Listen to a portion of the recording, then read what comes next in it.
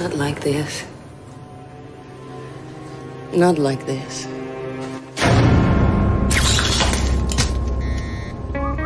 Too late.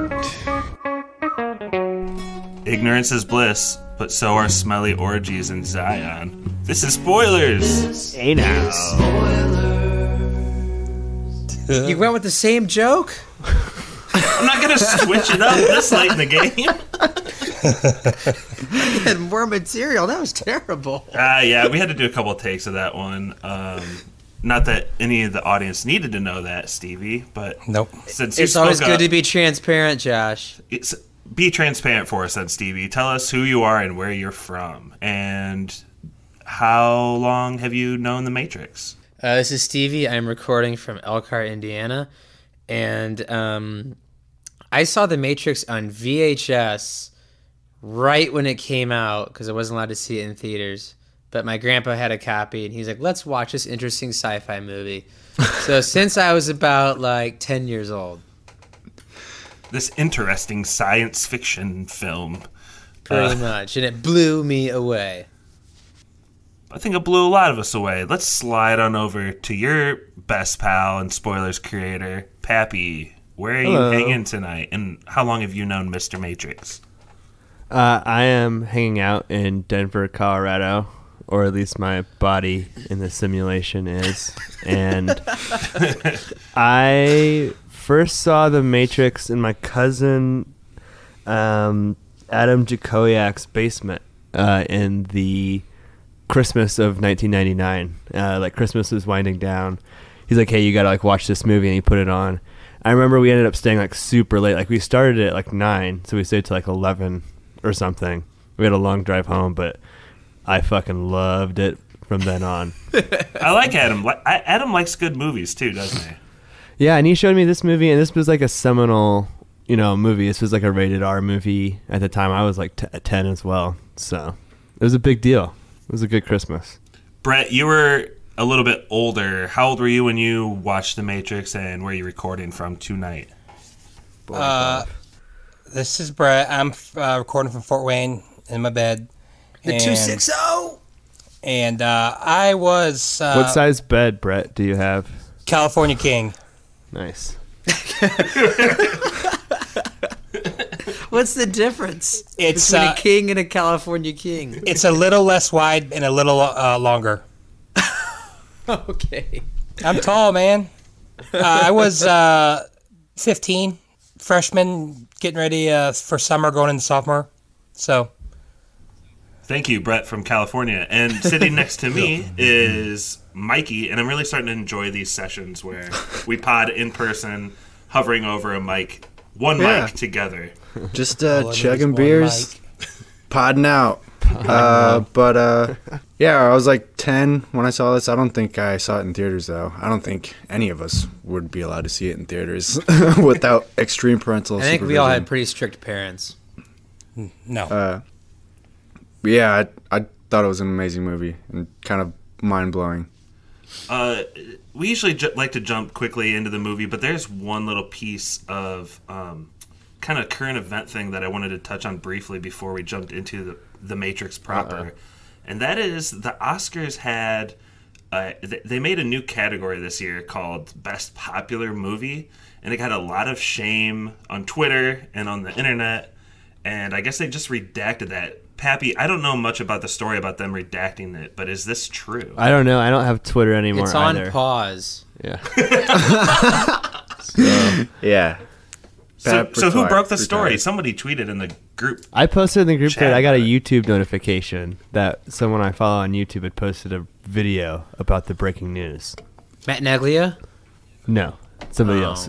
And then I asked Stevie to creep on Matt Neglia's Twitter timeline because I figured he was having a fucking party, at the end of Phantom Menace, like with horns and confetti. Champagne being popped out. Josh, it's been completely scrapped. Oh, they're not just delaying it? They're actually fully scrapping it? Says Academy Awards scrapped plans for Oscar for most popular film amid backlash from movie industry. Great idea. ABC News. Scrap the whole Oscars. Pappy, I don't want to steal your joke. So what were you saying about that right before the pod? Do they remind you of a certain restaurant chain? Like they're like Domino's. They're like you talked, we listened, we changed our format. No, Papa John's. Oh, Papa John's. Papa John's. Yeah, Papa John listens. That's true. That's true. No more racism. PapaJohn.com. They listened. Papa bless. Gosh, we've brought up Papa John's way too much on this. Okay, let's talk about The Matrix. The first act of The Matrix is about the first 40 minutes of the movie, and you're kind of seeing the world and living the world through the eyes of Keanu Reeves. He plays Neo, and what would you say he's like in his everyday life, Mikey? From the first scene we see him, I didn't think this back then, but watching it now, it's like, this guy is clearly a pedophile on the internet. Oh, jeez. Oh man. He's got to be downloading gigs and gigs of weird stuff On mini discs. to be cooped up in his apartment like this, handing out weird that discs to weird Literally people. never crossed my mind. I don't see that at all, but It only crossed my mind this last time. I think it's supposed to be like computer hacking warfare, but if you want it to be I just thought whatever you want it to be, I just thought he looked really weird. It's that new Rob Zombie album. Cost $2 Yeah. But yeah, he's just like a hacker guy. He's kind of really gross and stays in his apartment all day and kind of just does illegal stuff to get extra money on the side. Yeah, it's kind of like the story of Jesus, where he just plopped into it when he was like 33 years old. Pappy, did you see any other references that they showed in the movie that might give you a clue about like what Neo's like before he's the one? Well, he also has a job at one of the top software companies, and he's apparently late to work, to the point where if he's late one more time, he's got to get fired.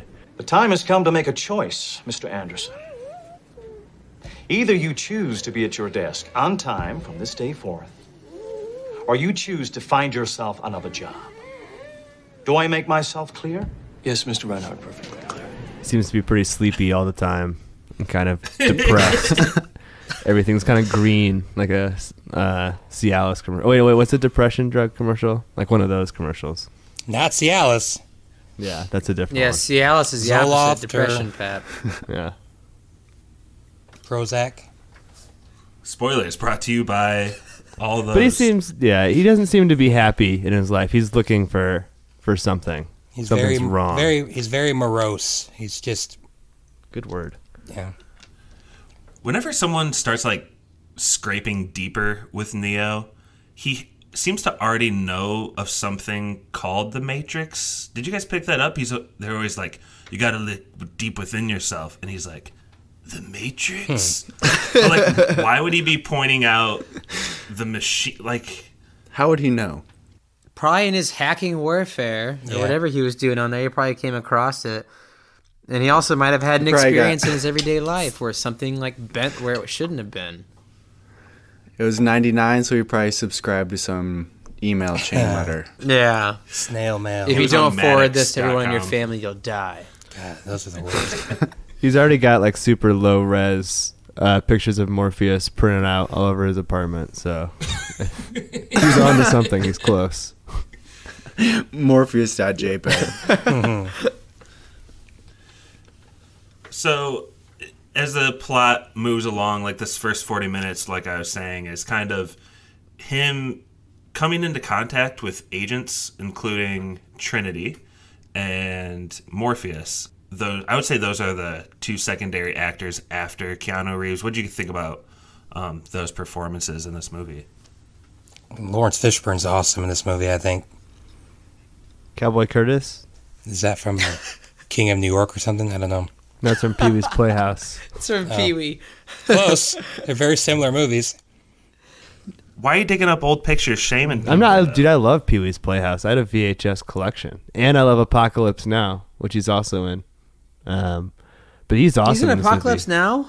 Yeah, he's He's the one that he took Emilio and Charlie Sheen to like get hookers in wherever they were performing. He like really screwed them up.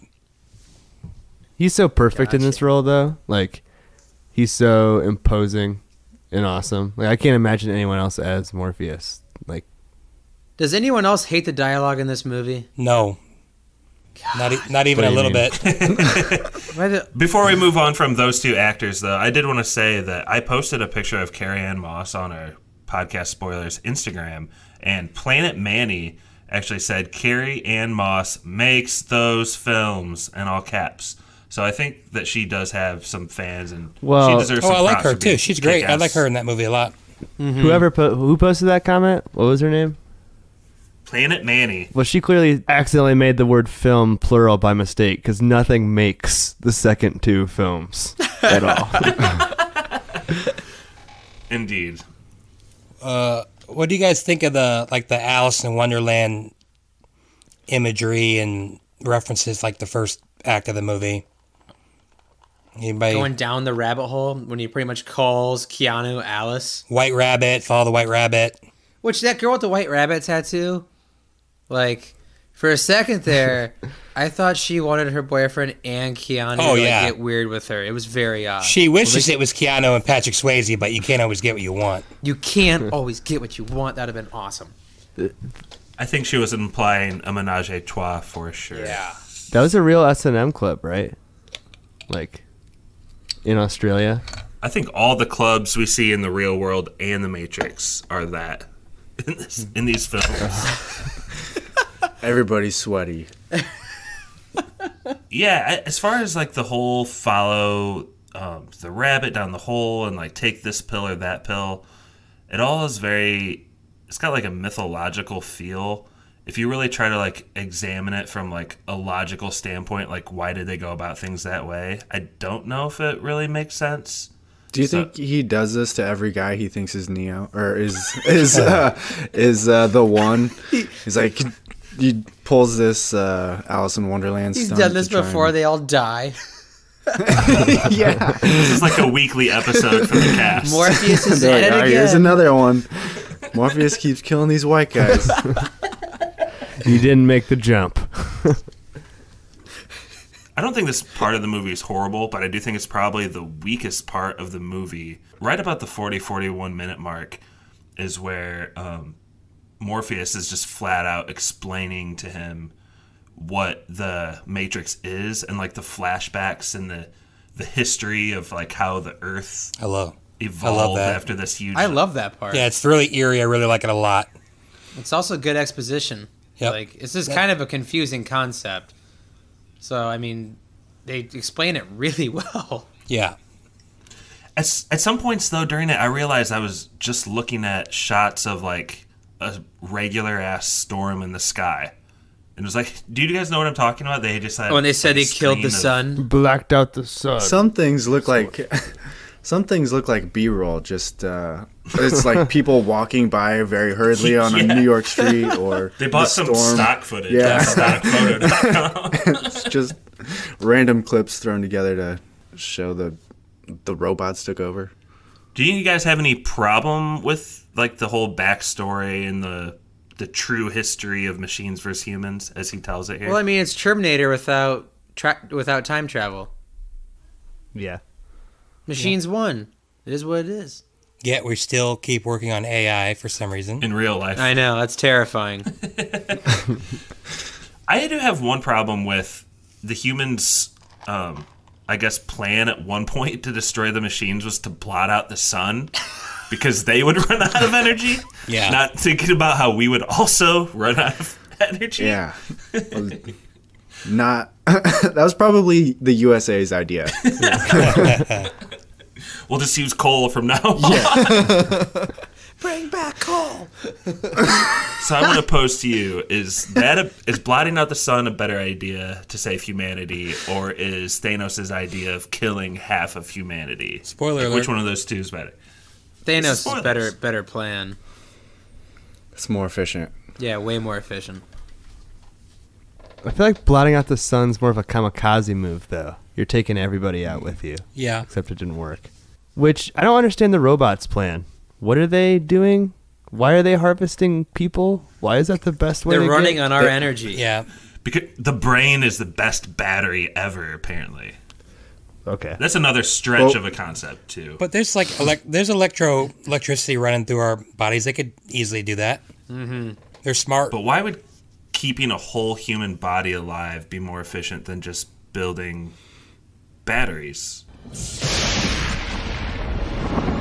The human body generates more bioelectricity than a 120-volt battery and over 25,000 BTUs of body heat. Because there needs to be humans in the movie, Josh.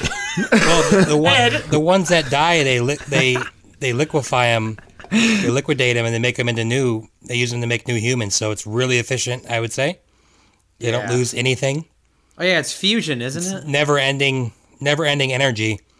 As opposed to making batteries, you'd eventually run out of resources, I'd imagine. Yeah. But everyone's vegan, all natural. Yeah, they're all drinking human slush. So Neo gets this huge bomb dropped on him, and he rejects it and comes out of the Matrix, and Cypher goes, he's gonna pop. He's gonna pop. For some reason, he just like throws up a little bit and is all ticked off that they brought him out of the Matrix. And speaking of that was one of the biggest conversations we got in our group thread. Would you guys be mad if Morpheus took you out of the Matrix? Gonna pop. Breathe. Just breathe. So I could dress like a hobo and die from a laser bot? Yeah. I'd be pretty ticked. Well, it's weird how that like became a meme. The whole red pilled thing, like that's like a huge internet meme now. Being red pilled. Plus, it was just Tylenol and Advil, which was named really low budget. If you take the blue pill, it's fast acting, but the red Extra pill lasts strength. for 12 hours. What if like the blue pill was just a pill that knocked you out, and then they put the red pill down your throat anyway? Daytime, nighttime. Sounds like Bill Cosby and Jack move. I wasn't going to say anything, but yeah, that's pretty much what I was going for. Every pod. Also, like, why didn't they just create like their own software when they got bored? They could go into like another computer program that wasn't the Matrix. The agent's looking for them. Man, they ain't got time for that. I'm They just got saying, missions. like, that's like why Cypher revolted. He wasn't getting laid enough, wasn't getting able to drink enough. Great He was steak. like, I'm kind of bored here, guys. I'm sick of soupy meals. If Cypher's not getting in on the Zion orgies, there's something wrong with Cypher. See, with that creepy stash, no That's one's unreal. having him a part of that any train at all. But I feel like within even the group on the ship, there was some acknowledgement of that. And that mouse character who dies first in that group, he has a line where he says something like, this sloshy gruel doesn't have everything the body needs. If you want to hook up with that red lady in the Matrix, you can. So, Lady in red. that was wavery. I don't know. So, like, if you, like, you know, go in the Matrix, do you go on the ship? If that makes sense. No. What do you mean? Do you have an orgasmic experience on both sides? Like a wet dream type thing? Yeah. I think it's just in your brain that it happens, maybe, and in your pants. Well, if you die in the Matrix and you die on the ship, wouldn't you? Yeah. I think you'd do both. It'd be really creepy with Mouse watching you. So like Mouse is just in that big control room, freaking jizzing in his pants, like in front of His eyes rolling in the back of his head. and he's like, "Why don't we just enjoy life?" And everyone's like, "Ugh." Ew, not Mouse, like get out this. Not like this. Not like Not like this. It's the quickening. Just listen to Highlander pod today. Listen to Highlander, yep. And honestly, pretty much after this, we get like a back-to-back scene where Morpheus says that he believes Neo's the one. At which point Neo responds kind of like Butters in that one South Park episode where he's like, "Oh man, I don't want to be the one." And then like the very next, oh shucks. And then the very next scene he's with Cypher, and Cypher's basically like, "If you see an agent, run." Whereas Morpheus had just told him like, "If you see an agent, you don't even have to block bullets. Like you're all good." So there's kind of that like angel to devil back-to-back advice he gets, and then they get sent into the Matrix, and from here on out, the whole movie is huge action sequence. It's like the second, a little more than half of the movie. I like that they reveal that Cypher's a bad guy early. Like, the way that this story is structured and the information's doled out, like, it's really well done. Because, like, you could have, like, a huge exposition dump at the beginning, right? Like, with some, like, Morgan Freeman voiceover, like, the year is blah, blah, blah, blah, blah. You know what I mean? But instead, they're kind of, like, coy about how they reveal what the Matrix is. But they go, like, the other way with Cypher, where, like, you know he's a bad guy right away. And so, like, it adds to the tension the whole time. He's, like, with the group on the super dangerous mission to see the Oracle. Yeah. Do we have a deal, Mr. Reagan? You know,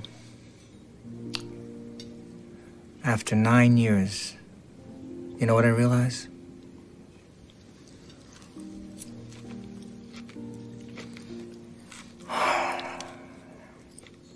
Ignorance is bliss. And that huge action sequence starts off with Neo learning a bunch of skills, and he's basically quickening here as well, as they keep like downloading different things to his brain. There's one specific line here that's been memed a lot. Do you know what I'm talking about, Brett? I know Kung Fu. Yes. Show me. You delivered that actually. You said it wrong. I know Kung Fu. Is that what it is? I know Kung Fu. Show me. I know Kung Fu. Show me. I love that scene where he gets in a fight with Morpheus and everyone on the ship like wants to go check it out and see who Throwing wins. 20s down on the table. Who's going to win? Yeah, it's an awesome scene. That and Cypher's quick meeting with Agent Smith, where it's the big reveal that he's like not only kind of evil, but he's about to sell out the whole squad happens. And the famous quote, "Ignorance is bliss," is said here. And that's kind of like really the point of this first movie is Cypher's arc versus Neo's arc, I think. And Cypher decides that he'd rather turn a blind eye to humanity's real problems. Yeah, I wish he took the blue pill. And he doesn't care about true freedom, I guess. No take. I don't blame him, man. Yeah, it's tough. He has somewhat of a conscience, though, because he's like, I don't want to remember anything. Morpheus couldn't give like a heads up. Was that against the rules to anybody trying to get in to the Matrix? He couldn't like, hey, this is an apocalyptic world that we're about to go into. It has to be a surprise every time. He'd never get anybody. Well, these people are looking for it for some reason. People are trying to find it. I don't know. Just seems like a weird thing he could have brought up before. It's pretty dirty. You're right. It's pretty dirty, but like they're trying to survive. They're trying to overthrow the machines. They can't just lead with, "Hey, this is a post-apocalyptic world. It's like your worst nightmare. There's orgies, but other than that, it pretty much sucks." They'd never get anybody. So that one guy'd be like, "You had me at orgies." That was Neo. Yeah, it was Neo. I think what Mikey hits on here, though, is kind of a little trick that the Matrix has in its arsenal that's kind of sneaky and cool.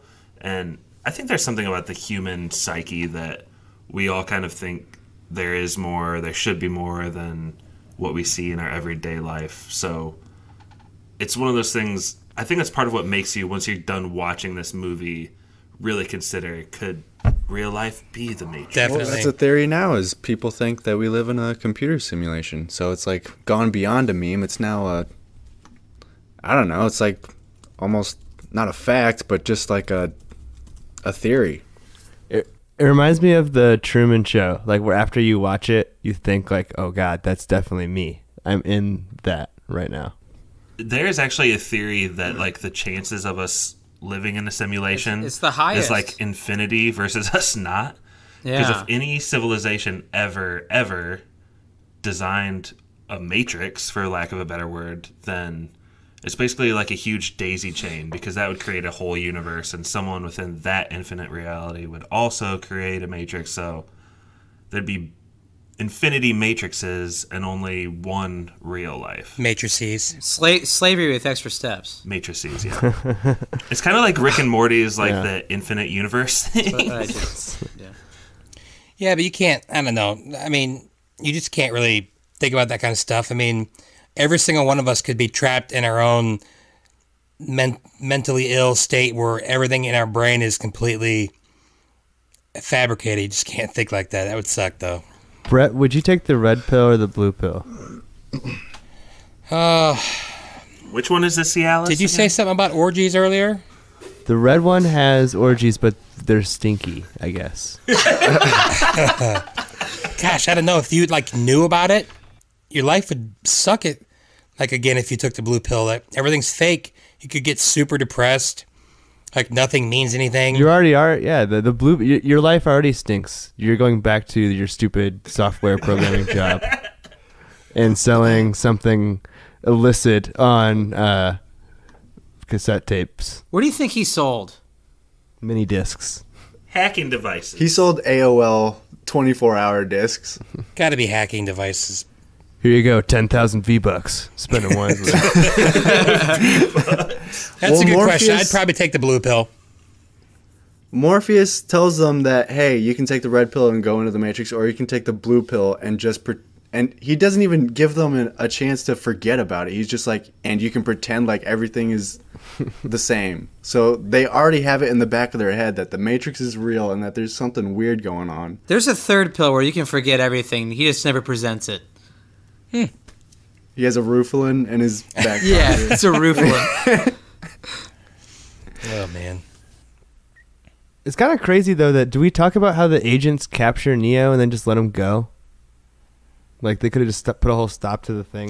Right, but they don't know. They didn't. That's what he said later, that if they knew what we wanted you for, you'd already be dead. But they didn't really know. They just knew that they were going to target him. But you're right. I mean, you're right. How about I give you the finger? The agents seem to think that Morpheus is the key to everything, and possibly they think he is the one. Zion mainframe. Yeah, they want the codes. Yeah. That's all they care implanted about. a bug into Neo to try to get to Morpheus there. That part was so creepy. That scene is so good. Yeah, I guess I breezed over that scene, but... I hated watching it way back then, and it still looks pretty... The bug? It looks real, so it's kind of disturbing. Yeah, it's like this big Swedish pump thing from Austin Powers. A Dyson? They put it on his belly button, and the vacuum seal like sucks it up, and there's a bunch of, I guess I don't know whose blood it is, if it's the worm thing or if it's Neo's, but it splatters into this tube, and they just nonchalantly toss it out the window into the stormy rain. I like how he's like, that shit is real? Yeah, dude. How'd you not feel that? Yeah, it's not too small. It'd be super painful. But I think another thing that this brings up is Neo is definitely not a perfect hero throughout this. He fails like probably 5 or 6 times in big ways. So I'll just try to quickly break down some of the ways that I thought of he fails. So he doesn't, in the office building, he like chickens out and won't walk along the edge of the window. So that's like failure number 1. In the simulation, when he's supposed to make the big jump, he falls down. He gets beat by Morpheus in like the first fight, even though I would think that would be expected. He doesn't. He kind of shows that like whole attitude that he wants to go back, and he throws up and just seems weak.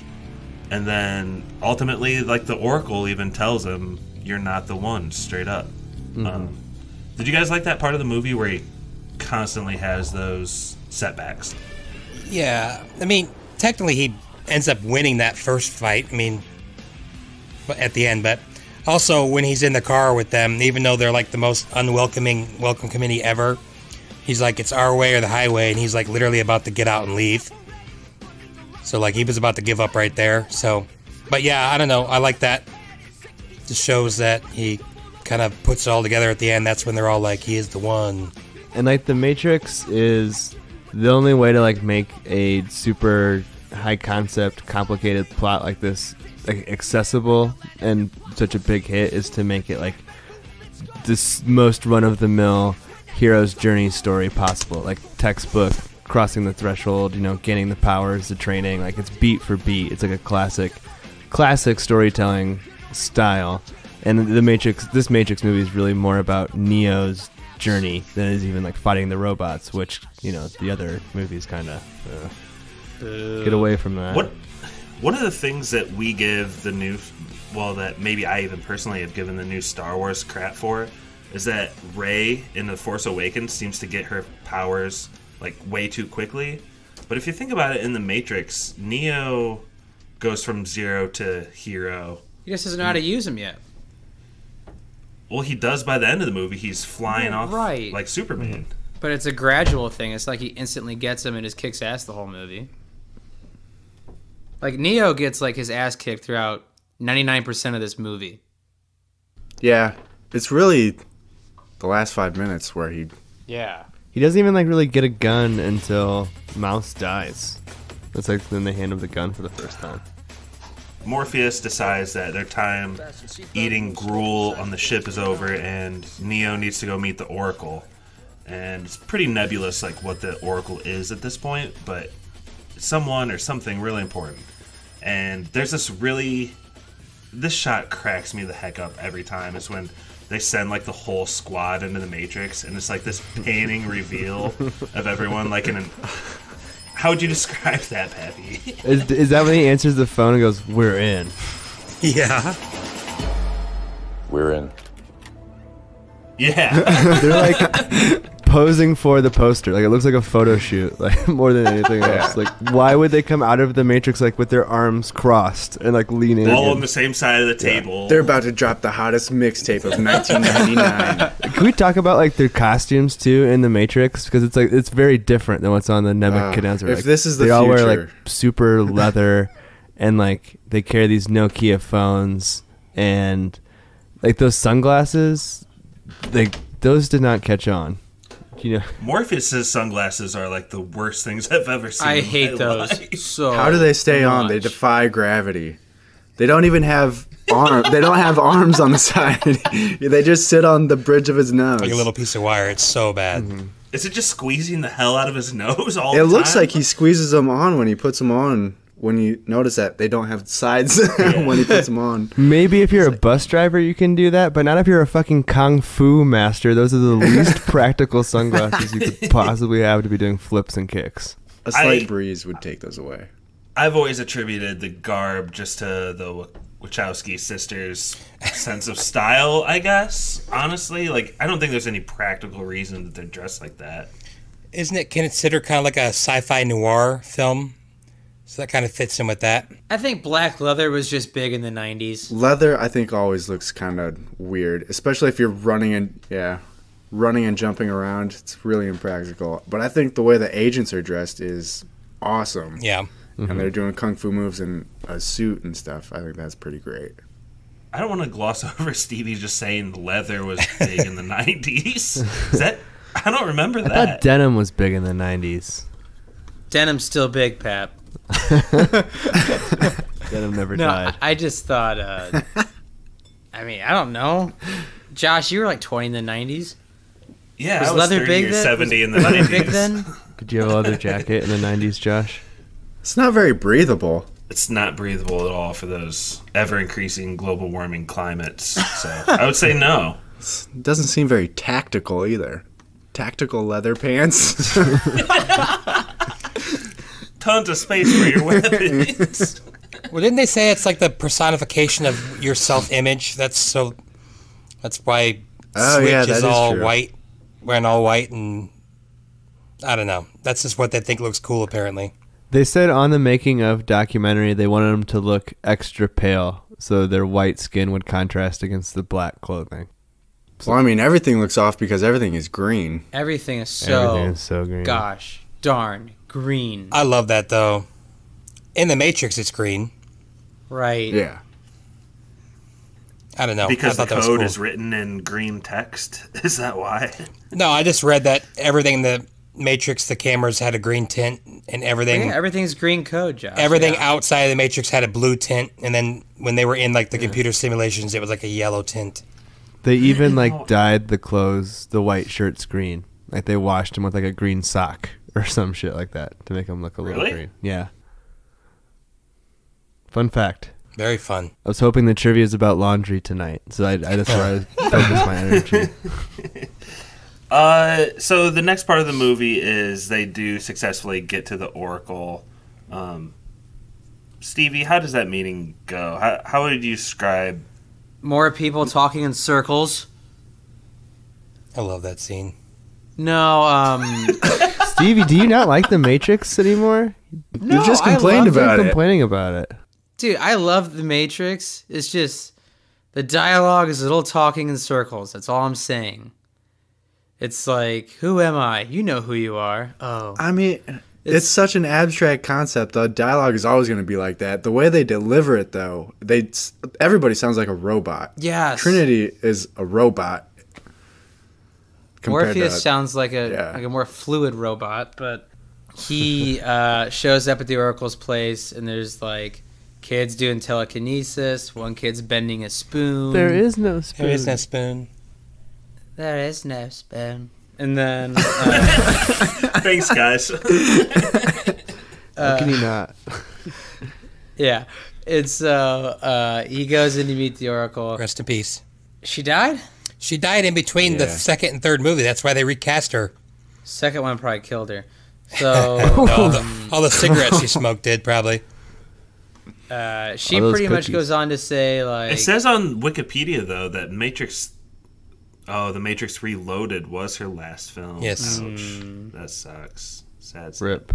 She's from Chicago. But she goes on to say that, like, hey, you're not it.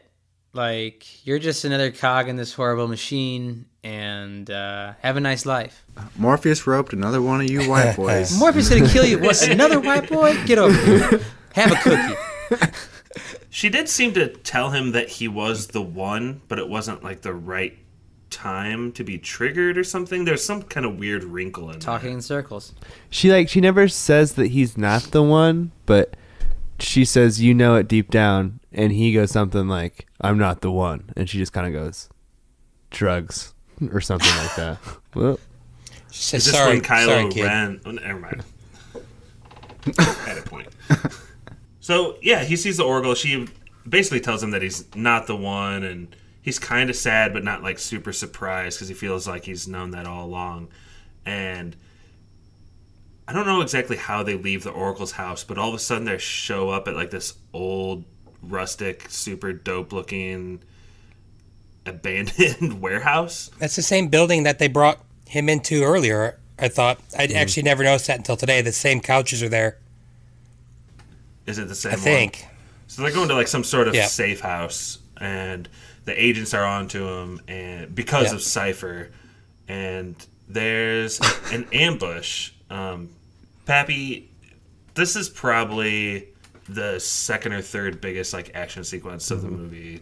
yeah, well, the movie plays fast and loose with the definition of deja vu. Apparently, this is just when something happens twice in a row.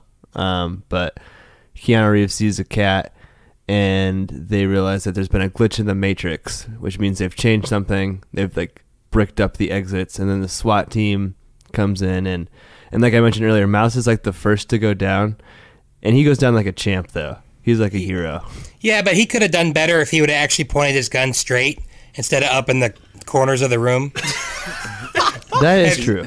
Oh my gosh, he's not aiming straight at all. Very heavy guns. If you ever use the drum gun in Fortnite, that thing tosses you back and up, dude. It's true. Struggle Should have real. built a wall in between.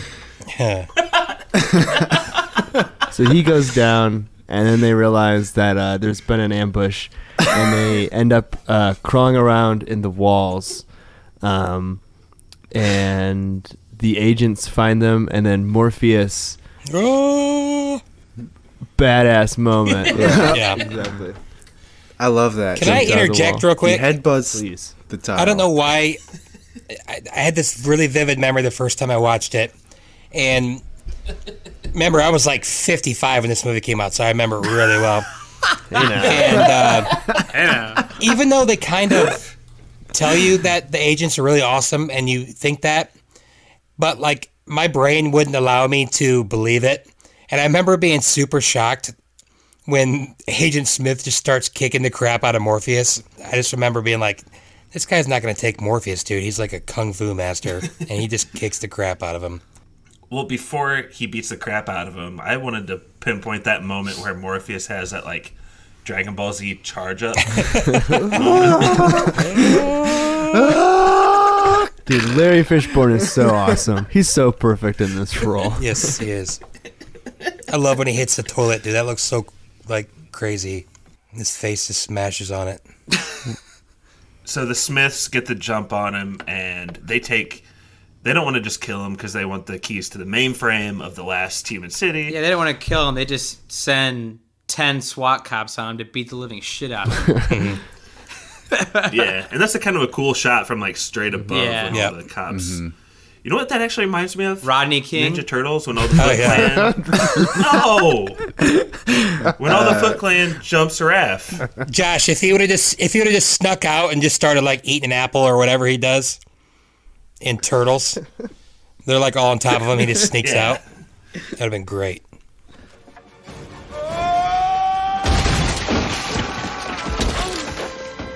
Trinity and Neo are able to make it out of the Matrix because of Morpheus' sacrifice.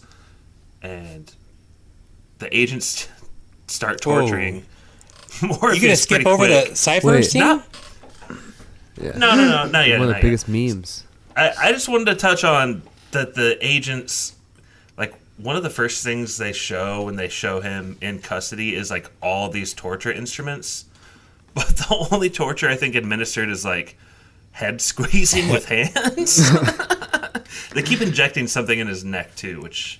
Did you guys have any clue what that might be? It reminded me of something, like, out of Scientology. Like, some shit like Tom Cruise and his crazy, like, nut job friends would do. He was just getting his thetans measured. I'm not touching that one. I started taking public transportation to work, and it's a crowded process. I'm, like, shoulder to shoulder. And I think about Hugo Weaving's speech all the time about humans are a virus and how they smell and how much I hate them. Yeah, I hate this place. Dude, can you imagine filming or being on set during that part of the scene when he's basically, like, sniffing Laurence Fishburne and, like, rubbing his sweat all around. He's too good really in that grossly. scene. He's so awesome. Those are a good pair of actors and a really classic scene right there. It's really cool. Laurence Fishburne said he was sad he didn't get to speak to Hugo Weaving in the scene, which I felt bad for him for that. Because he was just, like, under the influence. And under the influence of the head vice. Meanwhile, back in Zion, Cypher gets back a different way. Like, Tank lets him in some side route because he supposedly got, like... there was a car crash. That's a car accident. Yeah. Yeah, he got, like, split up from the crew in this, like, crappy story. And Tank is cynical, but he brings him back anyway. And basically, Cypher... For all of his, maybe he's right, that the Matrix is a better place to live as a human, he does a really dastardly deed here, doesn't he, Mikey? Yeah, he gets jacked off back into the real world, which is phrasing. Zion. And he kills Tank and the other tries guy. to kill Tank. Oh, yeah, he grabs some weird gun and then he blasts Tank. Tank, son of Tommy Chong. Adopted, though, I think. Really? Yep. Yes. His last name's Chong. I think he's adopted. Got killed off screen because he asked for too much money. He takes care of Tank, or so he thinks. And then the other guy, I think Dozer, is supposed to be his brother in the movie, I think. It's my dog's name. And he comes after him and he kills him. And then Cypher is at the helm of, what do they call it? The hub of the Matrix or whatever. He's operator.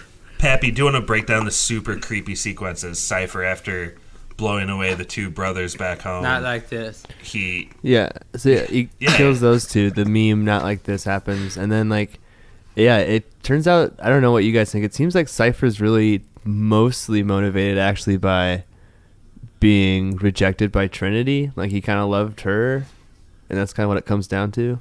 Yeah. I thought I was in love with you. I used to dream about you. You're a beautiful woman, Trinity. Too bad things have to turn out this way. I mean, if he gets jacked back into the Matrix or whatever he's hoping, he could have a Trinity copy, I guess, in the Matrix. Can you make a program that looks like this? Why couldn't he just say that's a mouse at one point? Can you make a program that looks like Trinity? That's all I want. He wants to be someone important, like an actor. That's as he's a real life actor. He is really weird with Trinity. Then he's like, I'm gonna prove it once and for all. I'm gonna kill your boyfriend. And right before, and he makes this big long soliloquy if there's any reason why he's the one, strike me down right now. And right before he does it, he gets lasered in the back. He gets her to admit though that she loves him and she thinks he's the one though, but you're not really supposed to know that. Why? Why what? There was 8 times in this movie she could have said hey Neo, I find you very attractive. I think she was fighting it. She didn't. I don't know. It would have been better if she held off on saying that until the very end for the first time. God, I just can't believe how much Stevie hates this movie. Whoa, having criticism and having hate's far different. I love this movie, but I'm just saying there was they made a point of it at least 6 times, where she just looks at him and goes, "Not today," and walks away. Yeah. And it might be kind of funny the way that Cypher, typical cliche bad guy, monologues himself to death there. Just talks too long. But that scene is really creepy, and he's one by one going through these crew members that he supposedly knows and is friends with. Killing. It's just killing them in the coldest way. It's so crazy to see in the Matrix too, because they're just there and then they just go limp and poor Switch. Is that her name? Switch, yeah. What were you saying, Brett? Okay, so apparently there's supposed to be more of an androgynous crew, transsexual almost, which is kind of interesting. She was actually supposed to be a male actor in the actual real world, and the Switch girl was going to be in the Matrix because the man, I said earlier about you kind of personify, you project what you feel like. That's why her name is Switch. Oh, that'd have been cool. And it's kind of like knowing what you know about the Wachowski sisters. Yeah. Kind of. Yeah. But I don't know. They scrapped it. I think they liked her, and they kind of just. That would have been interesting. Yeah, he was going to be a guy out there and a girl inside. Patrick Swayze in the real world and the girl in the Matrix. That'd been cool. That would have been cool. Dude, that would have been. Oof. Carrie-Anne. I was gonna say, when Keanu's in the battery pod or whatever towards the beginning, it doesn't look like he has any junk. Looks like he's pretty smooth down. Looks like everybody's. I thought that was just shadows to not show the man. I was looking for dong, no dong. So apparently that was no hanging dong in the Matrix. No hanging Keanu. Apparently that was the last scene they shot, and he lost 15 pounds and shamed all of his hair. This is the new rating below a Viggo Mortensen flaccid penis, a non-existent Keanu dong. The only other creepy thing that Cypher does is when he's talking to Trinity over the phone, he's crawling all over her body weirdly. This gives you kind of the goosebumps. But regardless, Trinity and Neo do get out. I have a question. Why don't they just replug Switch and APOC back in? I don't I think it has something to do with you're ripping out some of their brain or something. Is that what it is? Yeah. Okay. I feel like it has to be. You're completely taking them offline, literally and figuratively. You have to exit through a landline phone. This is the most AOL movie of all time. Which is only going to get harder and harder as the years go on. There's only 2 exits left in the whole city of Chicago? Sydney? Yeah. Sydney, Australia. But it's supposed to be, I don't know. It's not a real city. He's lives in something called Liberty National or National City or something, so it's fake. So Tank, Trinity, and Neo remain on the ship, and they're about to pull the plug on Morpheus because they know that it's only a matter of time before the agents break him. And like we talked about earlier, they've been torturing him this whole time. And right before they're about to pull the plug, Neo says, "Stop. No." And this is actually, I don't really like the dialogue here, to Stevie's point earlier where he's like, "It just doesn't feel right." Something just felt a little off. Something didn't feel right about the dialogue there for me. It's broad. To come to the movie's defense, like this ended up being Warner Brothers' biggest movie of all time up until that point. It was like a $60 million gamble with these two guys, and like the dialogue has to be kind of broad, I think, to convey this like super complicated story. You know what I mean? Especially internationally. It is so far out there. Yeah, I can't imagine. I agree, and it adds to the ambiguity and maybe mystique that every answer wasn't given in this. But regardless, plot-wise, they decide to go on a rescue mission to get get Morpheus back, which would be like the first time anyone's ever willingly tried to go up against the agents. What do they need to survive, according to Neo? A lot of guns. Okay, so what do you need besides a miracle? Guns. Lots of guns. You're pretty staunch. Tell us about what guns they took. Hey now. That's what my arsenal looks like. Whoa. Don't tread on Brett, ladies and gentlemen. When the zombies come, go to Brett's house. Yep.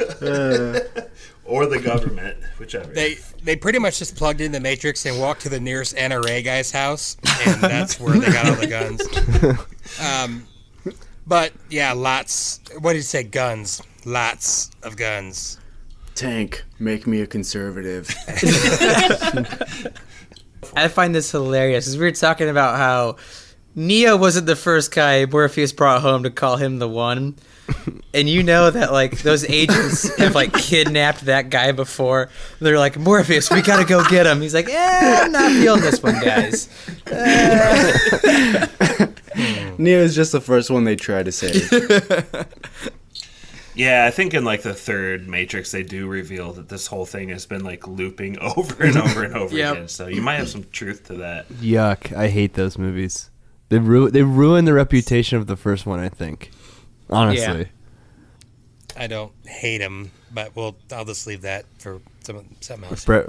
Honestly, to Pappy's point, that's kind of the reason why I haven't been bringing that mythology up more from those two movies that go into it a lot deeper, is because this movie leaves it in a really good spot. So I didn't want to even talk about it. I'm the same way. Like Mikey put it perfect earlier on the chat. Like it's just a perfect ending. It's like a perfect standalone movie. I just don't mind like the mythos, but the first one's just perfect. So, you know, I think after the first one, it's still like fairly easy to understand, but the second and third movies, I still have no idea what's going on in those movies. So, I mean, I don't really follow them too much for the plot. I just watch them for the action scenes, I guess. Neo beat the Matrix 6 times, and they keep on rebooting it. No, he loses to the Matrix 6 times. Well, I watched the making of the first one, and it's pretty good, other than the fact that it starts off with 10 minutes of like hyping the second movie. Like this is like when they were making the second movie. That's when they interviewed everybody, and the whole first 10 minutes are just like sucking the then existing cock of the Wachowski brothers, like the whole time. Just like they are so smart. Like they just blew us away. This is the best script we had ever read. Blah blah blah blah blah. And then it's like, but you know, then watching the movie now, it's like, oh no, because they just doubled down on everything, like the production costs. So, what are we gonna do with these hot Pappy takes? Like last week with Kyle, and then this week with. Those are too hot for me, Pat. What? Moving right along. So I think what's happening here in this point in the movie is that Trinity and Neo are about to play out like every boyhood G.I. Joe fantasy under the sun, and they have like 13 guns, silencers, and all this other shit like taped onto their body. And then they also have big duffel bags, and as they walk into this, I don't even know why they go into this particular building. It's like an adjacent building to where or to where Morpheus is, or it's the lowest floor. Because guns, Josh. I think they enter the lowest floor of where they're holding Morpheus, and they go through the check line. It's like a TSA checkpoint, and they put their bags even inside. Like, they even play along up to the point where they're putting their bags in the check thing. And, of course, the beepers go off, and... The guy, like, says, can you, like, remove any metal or whatever? And he shows his guns, and he just pretty much flips out, and... He's like, Gorsh! Gets him blasted away. Oh, jeez! They just start straight killing people. And this is obviously one of the most iconic scenes of the movie. It's got to be... Stevie, with all your cynicism on this movie so far, There's did not you all like this the scene? cynicism. I love this movie. But me and Drew did bring this. Actually, it was Drew brought this up earlier. This movie... Pappy. Drew? Who's Drew? Whoa. Andrew James Malcolm, also known as Pappy. You know where I live, Kyle McVeigh. Come at me. There you go, Kyle. This Not movie cool. like wouldn't be made the same today for the fact that like this is not a very Blue Lives Matter movie whatsoever. Cops get killed. Cops get killed No lives left matter. and right. And it's not, you couldn't make this movie like, this is kind of sad. I don't want to kill the moment on the pod, Josh, but like this movie came out in March of 1999, and then Columbine happened on April 20th of 1999. It's like a month later. Like, I feel like between the gun violence and then like literally like blowing up a building, like that imagery after the year 2001, like you could never ever make this today. That's what I was going to say, too. In addition, 9/11 with that helicopter smashing into the side of the building like that is pretty graphic. But that all aside, this part of the movie is awesome. There's nothing but slow-mo, non-stop slow-mo, and awesome gunplay, as well as Neo and Trinity running all over walls and doing unnecessary jump kicks. This part is very cool. This movie was on AMC all the time growing up. And it would kind of be... This scene... I would always come in on this scene. Like, anytime I'd turn on... I'd be like, oh, it's on. And it's, like, always at your favorite scene. So, yeah. I love this part of the movie. I mean, you've never seen so much concrete busting, shells hitting the floor. I mean... Slow motion it's leather pure chaos. flowing in non-existent wind. All practical effects, though. All those explosions are not CGI. I saw some behind-the-scenes thing where... Keanu is up against one of those pillars and they only have like one take because the pillars are like so hard to reassemble or whatever, and he fucks it up like 5 seconds into the take and falls down on his face, and then he's just like, well damn, and has to restart the scene over again. But it was just like kind of funny to see. Keanu Reeves does not mess up. Thank you.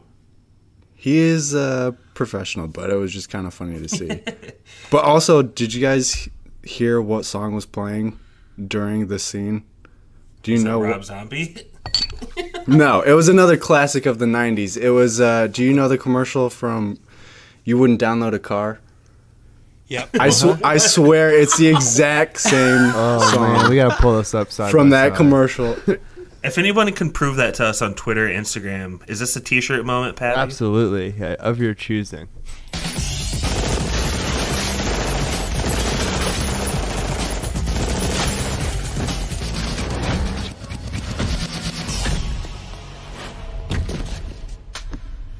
I'm going out there and saying it's the exact same song because the guitar riff was instantly burned into my head when I heard it when the song started. Fuck yeah, I would. After they blow away all the police on the bottom floor, they explode the bottom floor. There's a quick moment of levity at the elevator. They go up, they face off against an agent, and there's the dodge this moment where one of the agents is kind of like distracted by Neo, and Trinity blows him away like with a point blank shot. Did this shock anybody? I didn't even remember this part in hindsight, that an agent is actually killed by one of the people in it. Like that's a pretty groundbreaking moment for everyone, I think. Dodge this. 10 seconds before is the most groundbreaking moment, is the bullet time bullet scene. time. It's So iconic. It's like the You most move like them. It's the most innovative, I don't know, or something. It's got to be like the most something scene of all time at that time. Easily because one of the most iconic. There was nothing like that before. I was thinking about it. Still to this day, even in 2018, that bullet going through the wall when Morpheus is running and then the camera pans like 180 degrees, and then it goes, the blood comes through the water. I think that's like maybe the coolest little thing in that whole movie. You guys know what I'm talking about? Yep. Yeah, definitely. And there are a lot of iconic scenes in this movie. I think that's why this pod is taking a little bit longer. At this point, the agents, if they die, you know that they can just come back as another person. So they're kind of fighting a losing battle, just trying to get Morpheus out. And they hijack a helicopter. With that helicopter's Gatling gun, they actually, I think, blow away all three. How did he not kill Morpheus? Yeah. Morpheus should have died. Morpheus should have been had 80 holes in his body. Get up, Morpheus. I swear he unloads thousands of rounds of ammo in that thing. And that kills scene the from underneath the helicopter, that clip where it shows the shells coming down, looks awesome. That's awesome. That's a great scene. Yes, it is. Morpheus charges up for a second time. Super Saiyan! Busts out of his handcuffs, and he jumps and holds on to Neo, and yada, yada, yada. They get to a payphone, and they all get out of there. But not before Neo fights Agent Smith. There's so many ins and outs That's here. one of the best scenes of the whole movie. Is in that subway. But Neo gets stuck there with an agent, and instead of running away like everyone knows he should do, he stays around to fight. He's beginning to believe. Mm-hmm.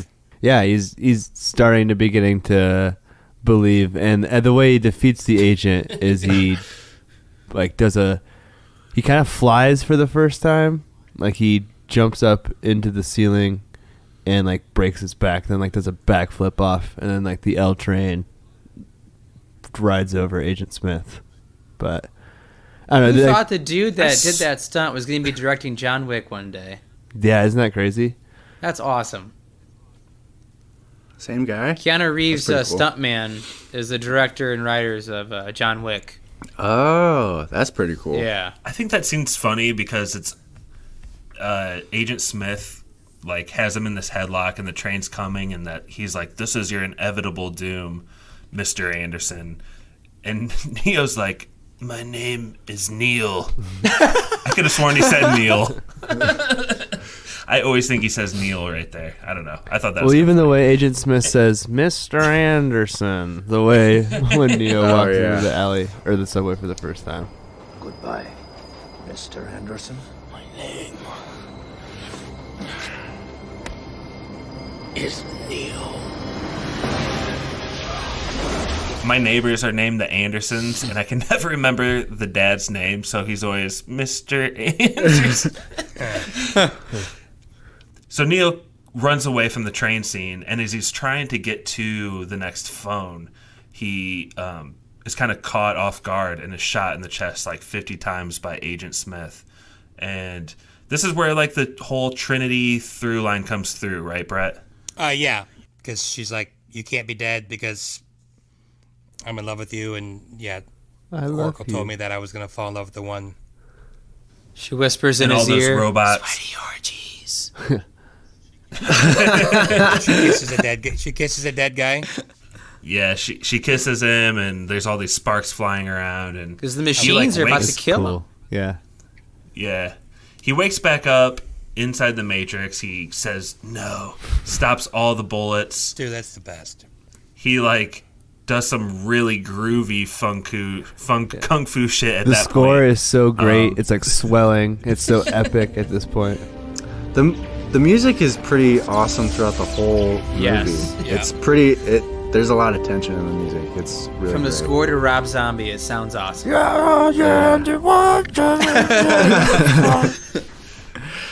And instead of just killing Agent Smith or chopping his head off like Highlander or something, he jumps into his body and possesses him from the inside out and explodes him. And the other two agents run away in fear. That's the worst. This is the worst part of the movie for me. Is that this last when he jumps into his body and Agent Smith explodes. It looks kind of tacky, but that's what Brittany said. She said all this stuff still looks really good in 2018 except for that part. Yeah, if it looked better, maybe it'd be maybe I wouldn't care so much, but it looks the worst out of everything. But right when he in the does that movie. and he does that flex and like the whole hallway bends, that's Yeah. pretty cool. No, that whole hallway scene is my favorite scene in the whole movie, like by far. I love when it goes into Matrix code and everything's like green and Oh, when he's symbols. seeing all the Yes. code finally. Where his vision is decreased considerably. He wins that battle, and in the real world, they EMP the tracking robots just in time. And the movie ends with Keanu Reeves leaving the agents a cryptic message over the phone. And he looks into the sky and flies away like Superman into the camera sunset. Into the sunset. That looks bad in And 2018. It's pretty quick. I mean, is it that? The CGI of him flying doesn't look great. God, you hate this movie. Cynical Steve. Why don't we? I think we got through the movie there. We just finished. Let's go with I'm the yes or no's. cynical one. Mikey hates on Brett's favorite part, but I'm the cynical one. Cynical Stevie. The statistics say that Stevie's not that cynical. Mikey wasn't hating on the hallway scene. He just didn't like the No, the one CGI part where part. he explodes Agent Smith. Right, and I expressed one bad part of CGI, and okay, all right, you know what? But Stevie, can you give us your no? I mean, your yes or no? You want me to go into it? Yeah. All right. I love this movie. If I had to give it a score, I'd give it 100 out of 100. Whoa. Yeah, I think this is one of the most iconic movies ever made. And, yeah, it's about as far as I can go. I mean, if it's on, I'm not going to turn it off. I'll even seek it out to watch it. And especially because it has Keanu Reeves, who's one of my favorite actors ever. So, definite, hard yes. Nice. I'll go next. This movie's a yes, and I picked it knowing it was a classic, and I'd give it a yes. I think Stevie pointed out, I think some of the dialogue aged a little hokey, a little bit too mystical. Pretty much all of the CGI, I think the sparing amount that they use is really tasteful in this movie, especially versus the next two Matrixes that come up. But the biggest thing that I want to point out when watching this movie is one of my best friends growing up, Levon, we used to like play video games and basketball against each other, and like if we ever got in like a heated argument or fight, he would always like summon the Morpheus moves, including like charging himself up. And like that little move where like if you like block a punch close to someone's throat and then stick your fingers out for that quick like move. He like loved copying everything in the Matrix, including like if you would throw a dodgeball at him, he would try to like Matrix out of the way like Morpheus. I don't know. This movie just reminded me of Levon. No, that's hilarious. Wait, sorry to interrupt, because like Stevie, you know that little dance that Morpheus does in the kung fu scene with his feet. Stevie's awesome. done that for like as long as I've known him. Literally, I never knew what it was from until this rewatch. I'm like, holy shit, that's what it's from. Like, but he does it all the time. So maybe that's just a thing of growing up. When we did in America, is that everyone had a friend that would do Matrix things. So it's a yes for me. Why don't we hit on up to Brett?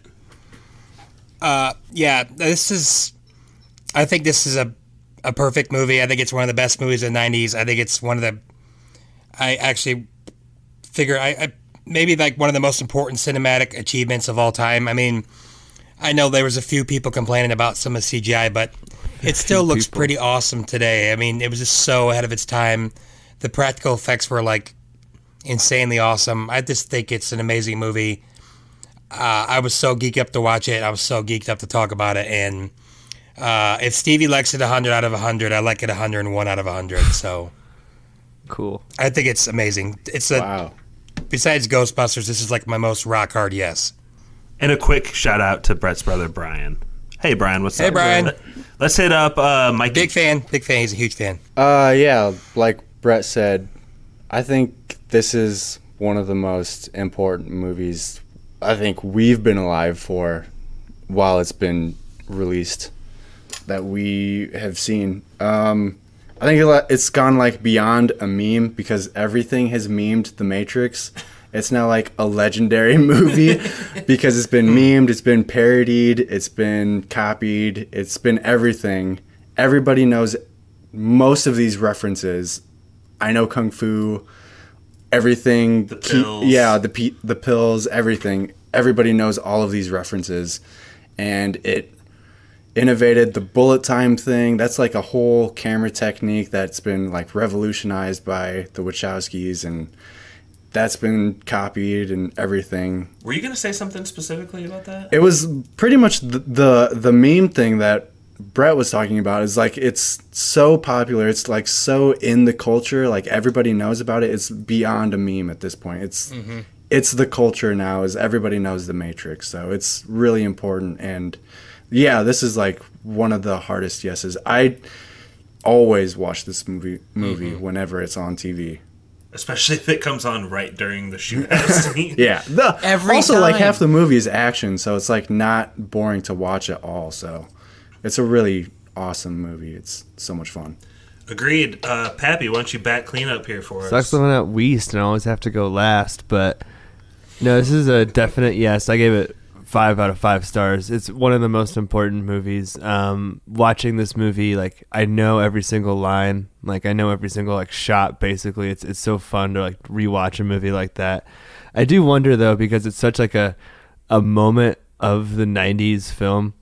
It kind of reminds me a lot like of Blade Runner, where that was such a technological achievement, but like we rewatched that now and like it's kind of boring. I look at someone like the younger people on Letterboxd, and they're giving it like 4 out of 5 stars, or like not quite 5 out of 5 stars. I hope it's not one of those movies where you had to be there, because it was such a cultural phenomenon, like you guys were saying. But one of my favorite movies, an actual good pick from Josh. Rock hard, yes. All my picks are good. Pappy, I'm watching this fight again. I really do that Morpheus thing. Yeah, I know you do. That's what I'm saying. You've done it. Can you describe what dance you're talking about, actually? Oh, I know what it is. The little swivel with the... He shuffles like Ali. He shuffles, yeah. I do that all the time. It's definitely... It's a martial arts I thought thing. Ali does it all the time. For sure. It reminds me of Muhammad Ali. Yeah, I had no idea where it came from on this rewatch. I was like, son of a bitch, that's what it's from.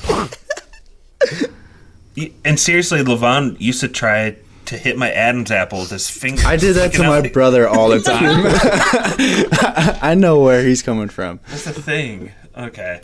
Pappy, why don't you toss it over to Spoiler Man now? And then we'll come back for trivia and the reveal of the next movie. Take it away, spoiler man.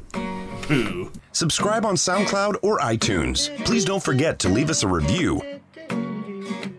I also want to kind of throw in, like, we all have those movies where like you began to like fall in love with movies, and this is one of those for me. Like the first time I ever watched it, I was absolutely blown away. That's how I felt when I saw Casablanca in the theater. How old are you? When I saw Charlie Chaplin in The great train robbery, I thought the gun was real. I ran out screaming. Let's just jump into trivia. Do we have the order? Can we read one iTunes review first? Whilst you look up the order? I'll look up the order. Pat, why don't you read through? We want to start giving people major props for giving us iTunes reviews because of how important they are. So we wanted to start reading these off. So Josh, go for figure it, out Pat. the order, but this one was from Sure. Monday. This is our most recent review. We got a couple on here, but sorry. Last in, first out. This is from B. Polk. Funny, 5 stars. I love Spoilers Podcast. These guys are hilarious. Short and sweet. Good review. Not a bot. Thanks, B. Polk. Thanks, people. Thanks, B-Folk. This is Fun Movie Times from Droll Steven. There are blurry shots in Seabiscuit. I'm wasting my review to confirm this. It's that important that there are blurry shots. A great podcast. This is a good one from Kylo Ren Memes, a good Instagram account. Okay, guys, listen to this review. 5 stars. A great podcast. Better than Tony Robbins. Episodes without Pappy are better. Oh, snap. JK, they're all good. But still, like, what kind of a joke is that? And that's all for now. All right, so let's get into trivia. Here's the order really quick for the listener. And Brett, you're going to go first. And Stevie second, Pap third, and Mikey, it's been the longest since you posted. What was your last movie, Mikey? I don't know. Breakfast Club? Blade Runner. Ooh, that's no. Cliffhanger? No. Oh, Jack. No, it's got to Jack be was Breakfast Club. Jack was a punishment movie, and that's the last time Mikey. It's a good episode. Oh, yeah. Let's check it out. Okay, so we talked a lot about how this movie is not boring, and a lot of that is because they're constantly killing people. Ooh.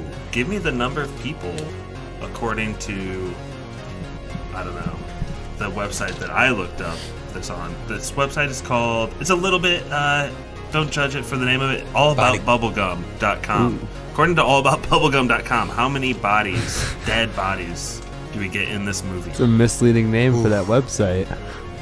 Body count. Let's see. 3, 6.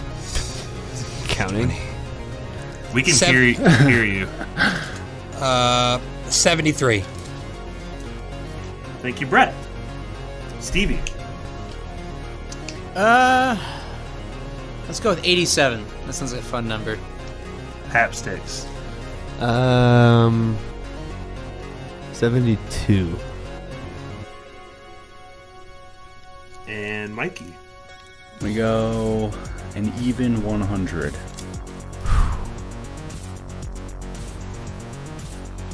So the guesses were at 72, 73, 87, and 100. Yep. And unfortunately, you guys all overshot by quite a bit. The actual answer was 43, so we do get Pappy. Another Spooky spoilers. Pappy, do you have a movie for us? Tis that time of year. Spooky spoilers have descended upon us, and I'm gonna pick up something we started from last year. Do a better movie in the series. Let's go with The Evil Dead 2. Yeah. Do I need to watch the first one to watch this one? Yeah, and listen to the podcast. I listen to the podcast. Then you're good. Yeah, and no one dare listen to that podcast either if you haven't watched the first movie and listened to the first Pretty pod. spooky. Don't even waste your time. You're not a real fan.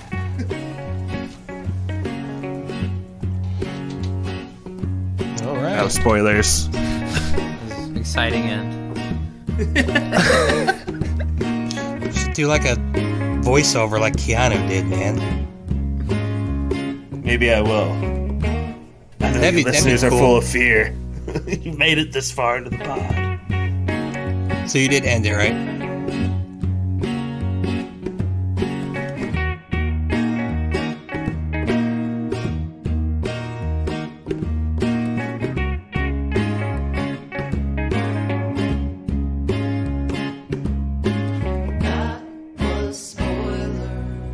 A virus. Human beings are a disease, a cancer of this planet. You are a plague. My name is Neo. You say like